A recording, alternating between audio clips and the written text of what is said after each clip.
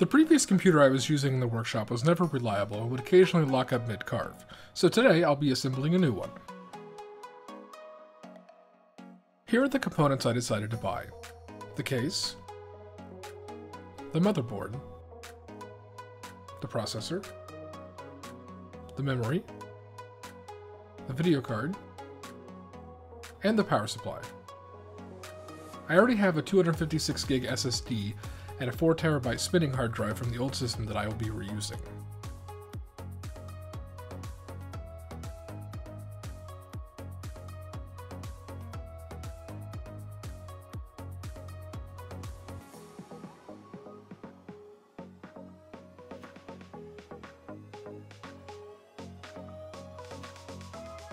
Before we start assembling the components, make sure you're using an anti-static mat and grounding strap to keep your components safe from static discharge. I will start by mounting the power supply into the case.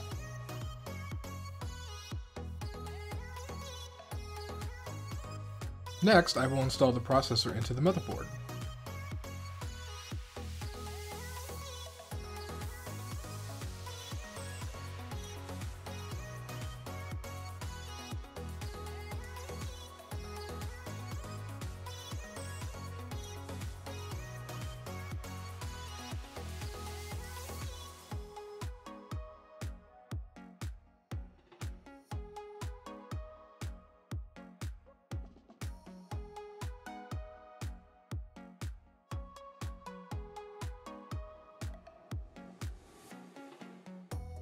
To make sure the processor is oriented correctly, match the arrow on the chip with the corresponding one on the socket.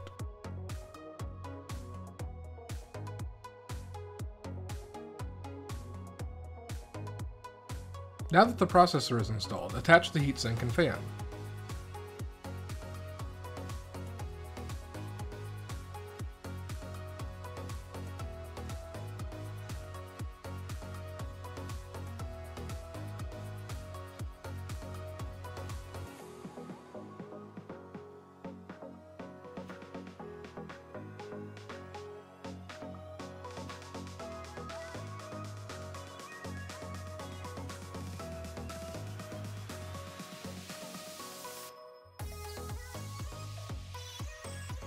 Attach the fan power connector to the motherboard.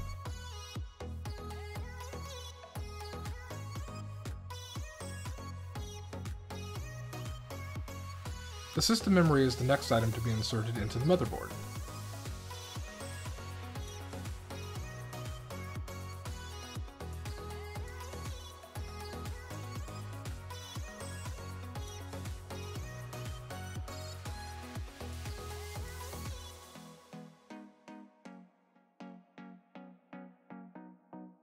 The backplate comes with the motherboard.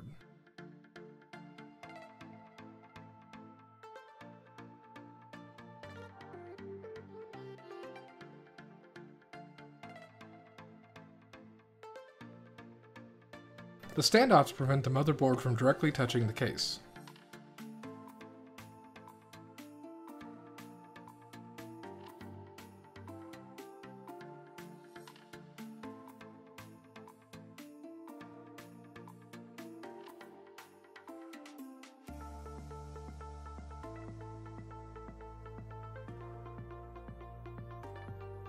Be careful inserting the screws, don't force them, and don't let your screwdrivers slip as you could damage the motherboard.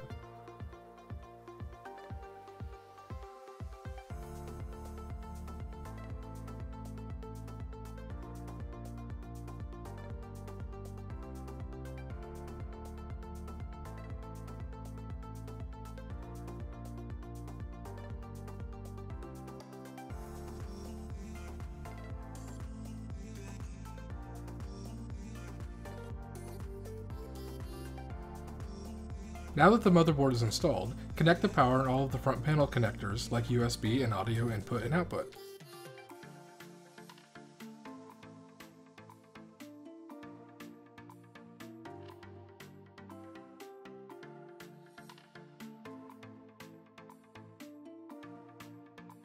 The video card is the last component to be installed into the motherboard. Gently press it down into its slot and screw it into place.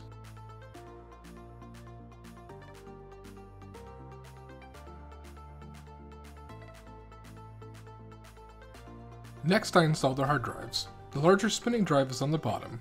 The solid-state drive, or SSD, is on the top.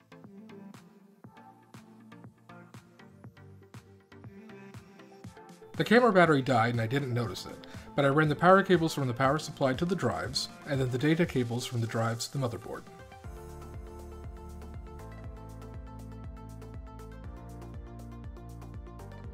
Finally, I attached the sides onto the case.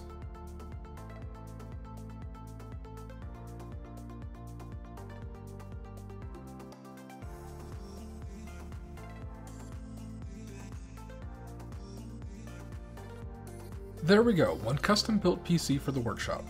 I was able to reuse my installation of Windows 10 from the previous machine, so there's very little new software to install. If you've never built a computer before, I highly recommend you give it a try. It's pretty straightforward and very satisfying when you do. There's a link in the description below with a list of all the components I used in case you want to purchase them for yourself. If you enjoyed this video, please give it a thumbs up, share it, and be sure to subscribe for future videos.